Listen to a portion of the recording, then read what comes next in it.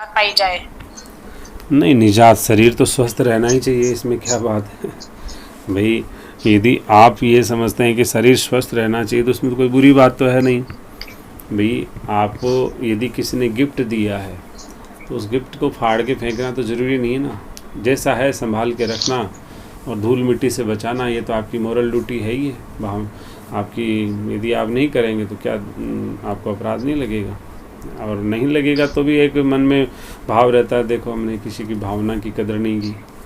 तो हमारे जो भगवान हैं, जो हरि हैं, ईश्वर हैं, जो परमात्मा हैं, उन्होंने हमको ये दिया कृपा करके।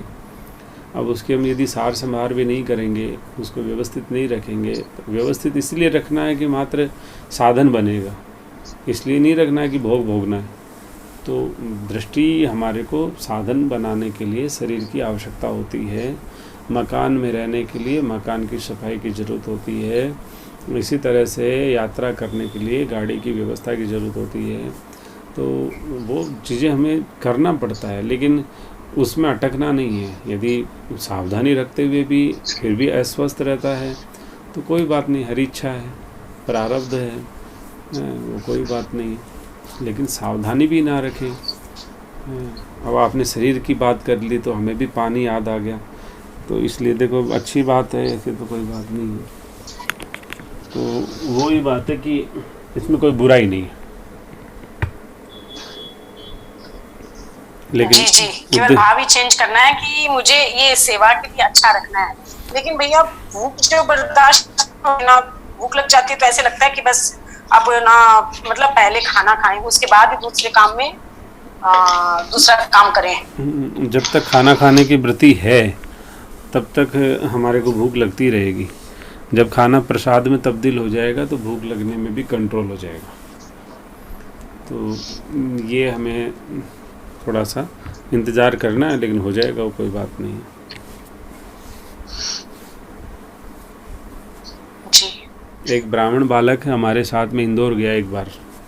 वो श्री गीता भवन में कोई उत्सव था, उसमें जाना था, तो वहाँ गए थे हम। तो हमने, अब वो ब्राह्मण, हम तो वहाँ पाया नहीं प्रसाद। हम तो किसी गृहस्थी के यहाँ रुके थे, हमारे मित्र थे, वो बहुत ही घनिष्ठ मित्र थे, ब्राह्मण थे, तो उनके यहाँ रुके थे हम। वो भाई डेफिनेटली सभी अपने स्वागत में सब कुछ करते हैं बेचारे, तो काफ़ी उन्होंने प्रयास किया और बहुत कुछ लाए, मिठाइयाँ घर पे भी बनाई। तो वो चीज़ हमने नहीं पाई, तो फिर वो बहुत ज़्यादा करुण क्रंदन भी किया उन्होंने, रोने धोने लग गए, और ऐसे ऐसे बड़ी अव्यवस्था सी वहाँ उनके घर में रही। तो अब वो ब्राह्मण बालक जो हमारे साथ था, उसने बहुत अच्छे से चौके छक्के उड़ाए। तो हमने कहा भाई माल अगले का है, पेट तो अपना है, तो आपको ऐसे नहीं करना चाहिए। फिर हमने थोड़ी सख्ताई कर दी इसकी दूसरे दिन से। तो कहा भाई साहब इसके मामले में यदि आप सख्ताई करोगे तो फिर तो हम नहीं आया करेंगे। तो मैंने कहा भाई ये तो बहुत उत्तम बात है, इसमें क्या है भाई, आप नहीं आओगे तो कोई बात नहीं, अपने तो भीड़ कम हो जाएगी। तो इसमें तो ऐसे कोई बात नहीं कि हमारा कोई काम रुक रहा है कि कोई बन रहा है कि आपके आने जाने से उससे कोई फ़र्क नहीं पड़ेगा। लेकिन मेरे साथ आए हो तो मैं थोड़ा सा तो आपको बताऊंगा ही भी ठीक क्या है क्या नहीं ठीक है। अब वो उस समय कह रहा था कि आप सब चीज़ें मैं आपकी मान सकता हूँ, लेकिन भोजन पे मेरा कंट्रोल नहीं होता है। एक तो मैं ब्राह्मण हूँ, दूसरा मेरे को मीठा अति से प्रिय होता है। अब मीठे के लिए आप मना करते हो तो मेरे को तो ऐसा लगता है बस पता नहीं क्या करूँ। तो ये थोड़ी सी मेरी कमी मान लो या मेरी छूट दे दो। मैंने कहा अपने यहाँ कोई छूट नहीं है, आज वही ब्राह्मण बालक है, उसको चाहे मीठा दो या मत दो, वो इतना कोई असर नहीं पड़ता है उन चीज़ों से। तो वो तो मान्यताएं हमने मान रखी है, मीठा थोड़ी हमको पकड़ रखा है या भूख ने हमको थोड़ी पकड़ रखा है। वैसे तो स्वस्थ शरीर के लक्षण है कि अपने को भूख लग रही है, किसी को तो लगती ही नहीं है, लेकिन भूख लगना वो कोई बड़ी बात नहीं है। लेकिन यदि आप धीरे धीरे साधना करेंगे तो सात्विक ऊर्जा जब इकट्ठी होगी तो आपकी वो वृत्ति बन जाएगी अपने आप ही। इतना शरीर के जो वेग हैं वो सताएंगे नहीं। संत महापुरुषों का शरीर बहुत स्वस्थ रहता है और आप जितना खिलाओ वो खा सकते हैं, सामर्थ्य भी होता है, लेकिन उसके बावजूद भी उनके जो संयमित जीवन होता है, वो चाहे तो 10 दिन भूखे रह सकते हैं, चाहे तो महीना भर भी निकाल सकते हैं और प्रसन्नता से निकाल सकते हैं। तो जिस तरह से कि मन के वशीभूत हमें नहीं रहना चाहिए, मन को हमारे अनुसार हम विनिवेश करें, उसी तरह से शरीर के वशीभूत, शरीर के वेगों के वशीभूत हमें नहीं रहना चाहिए। हमको शरीर का सदुपयोग कैसे करना है, शरीर का सदुपयोग हमें करना आना चाहिए।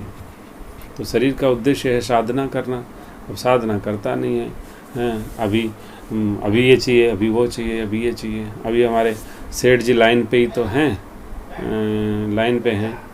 तो बताए ना, हम जब पहली बार हमारे संग गए तो हमने कहा भाई अब आज एकादशी है तो कल एकादशी करनी पड़ेगी।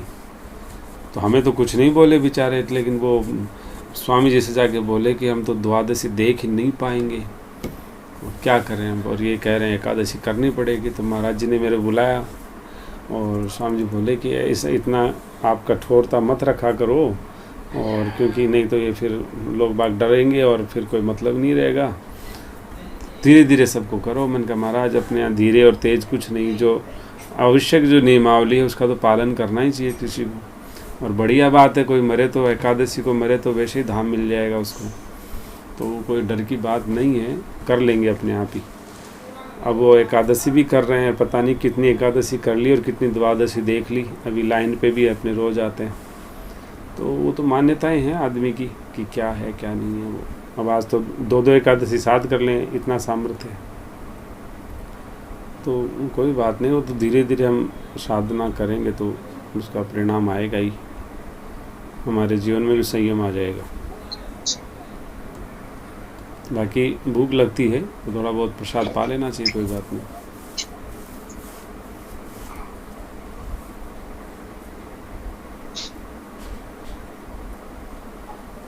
राधे राधे। ठीक है भैया।